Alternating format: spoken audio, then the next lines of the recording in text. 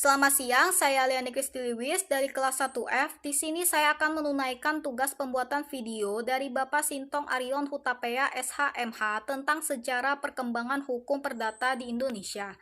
Sebelum mengenal terlebih dahulu tentang sejarah hukum perdata, alangkah baiknya mengenal terlebih dahulu apa itu hukum perdata.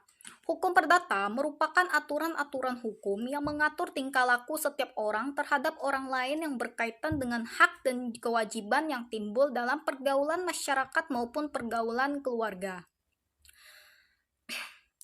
Menurut seorang pakar hukum internasional yaitu HFA Former mengatakan bahwa hukum perdata merupakan aturan-aturan atau norma-norma yang memberikan pembatasan dan oleh karenanya memberikan pelindungan pada kepentingan-kepentingan perseorangan dalam perbandingan yang tepat antara kepentingan yang satu dengan kepentingan yang lain dari orang-orang dalam suatu masyarakat tertentu, terutama yang mengenai hubungan keluarga dan hubungan lalu lintas.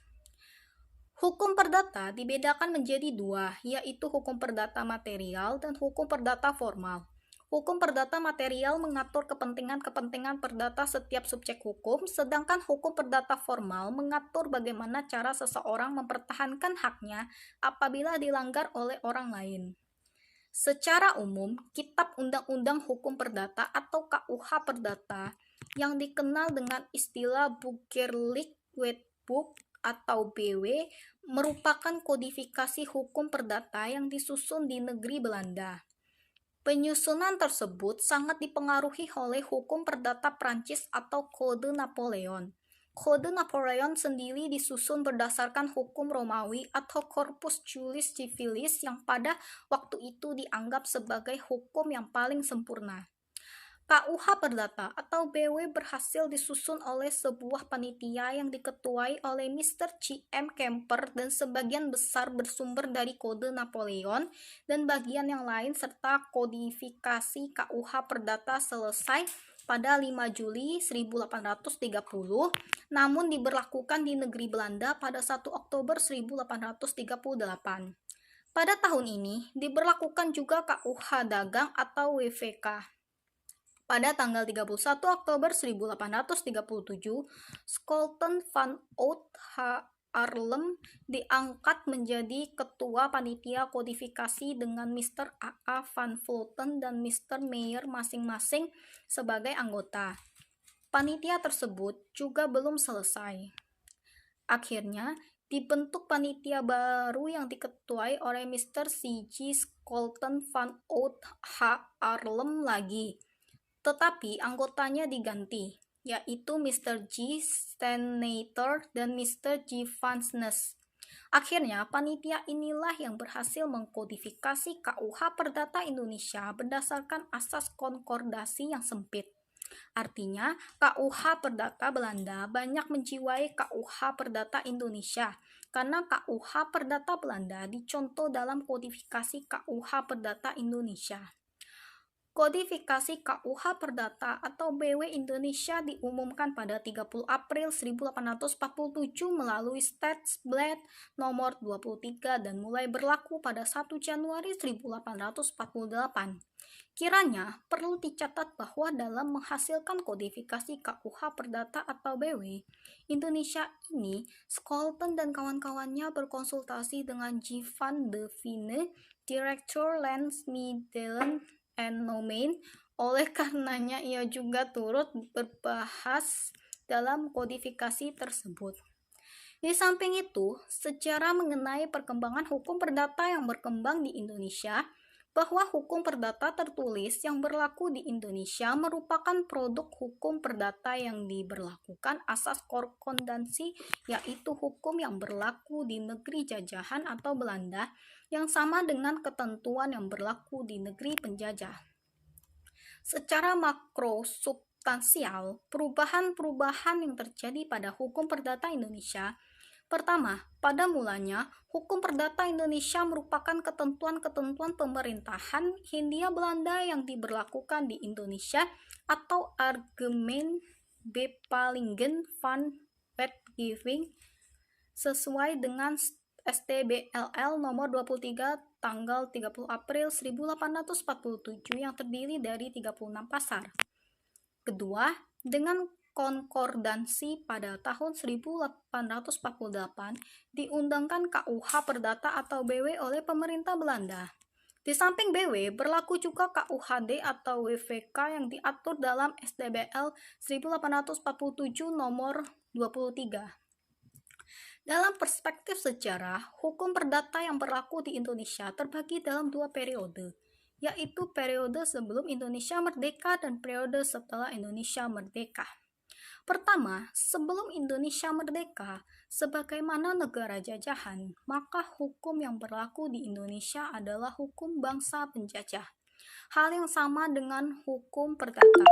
Hukum perdata yang diberlakukan bangsa Belanda untuk Indonesia mengalami adopsi dan penjalanan sejarah yang sangat panjang. Pada mulanya, hukum perdata Belanda dirancang oleh suatu panitia yang dibentuk tahun 1814 yang diketuai oleh Mr. C.M. Kempers 1776 sampai 1824. Tahun 1816, Kempers menyampaikan rencana kode tersebut pada pemerintah Belanda didasarkan pada hukum Belanda kuno dan diberi nama Ontwerp-Kempers. Ontwerp-Kempers ini ditantang keras oleh P.T.H. Nicolai, yaitu anggota parlemen berkebangsaan Belgia dan sekaligus menjadi presiden pengadilan Belgia. Tahun 1824, Kempers meninggal. Selanjutnya, penyusunan kodifikasi kode hukum diserahkan Nicolai. Akibat perubahan tersebut, dasar pembentukan hukum perdata Belanda sebagian besar berorientasikan pada kode sivil Prancis. Kode sivil Prancis sendiri meresepsi hukum Romawi Corpus Civilis dari Justinianus. Dengan demikian, hukum perdata Belanda merupakan kombinasi dari hukum kebiasaan atau hukum Belanda kuno dan kode sivil Prancis. Tahun 1838, kodifikasi hukum perdata Belanda ditetapkan dengan STBL 838. Pada tahun 1848, kodifikasi hukum perdata Belanda diberlakukan di Indonesia dengan STBL 1848 dan 7 tahun kemudian hukum perdata di Indonesia kembali dipertegas lagi dengan STBL 1919. Kedua, setelah Indonesia merdeka, hukum perdata yang berlaku di Indonesia didasarkan pada pasal 2 Aturan Peralihan Undang-Undang Dasar 1945 yang pada pokoknya menentukan bahwa segala peraturan dinyatakan masih berlaku sebelum diadakan peraturan baru menurut Undang-Undang Dasar, termasuk di dalamnya hukum perdata Belanda yang berlaku di Indonesia. Hal ini untuk mencegah terjadinya kekosongan hukum atau rechtsvacuum di bidang hukum perdata. Namun, secara keseluruhan, hukum perdata Indonesia dalam perjalanan sejarahnya mengalami beberapa proses pertumbuhan atau perubahan yang mana perubahan tersebut disesuaikan dengan kondisi bangsa Indonesia sendiri. Kesimpulannya, sejarah hukum perdata di Indonesia berhubungan dengan sejarah hukum perdata Eropa, terutama Eropa kontinental yang diberlakukan hukum perdata Romawi menjadi hukum orisinil dari benua Eropa. Akan tetapi, karena kultur dan aturan masyarakat masing-masing wilayah berbeda, membuat orang-orang mencari kepastian dan kesatuan hukum. Berdasarkan catatan Napoleon pada tahun 1804, telah dihimpun hukum perdata yang dinamakan Kode Sivil de Francis. Masyarakat Eropa juga mengenalnya dengan sebutan Kode Napoleon, terhitung tahun 1809 sampai 1811 di mana Prancis tengah menjajah Belanda. Seiring dengan itu pula Raja Roderick Napoleon menerapkan Wetboek Napoleon Ingeries for Het Koninklijk Corat. Isinya hampir sama dengan Kode Sivil de Francis dan Kode Napoleon diberlakukan menjadi sumber hukum perdata Belanda. Usai masa penjajahan berakhir, Belanda akhirnya menerapkan secara tetap Kode Napoleon dan Kode Sivil des Francis sebagai aturan hukum.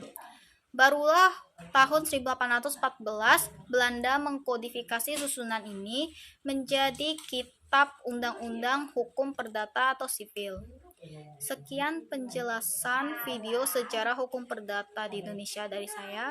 Mohon maaf jika ada salah kata atau penyebutan. Saya akhiri. Sekian dan terima kasih.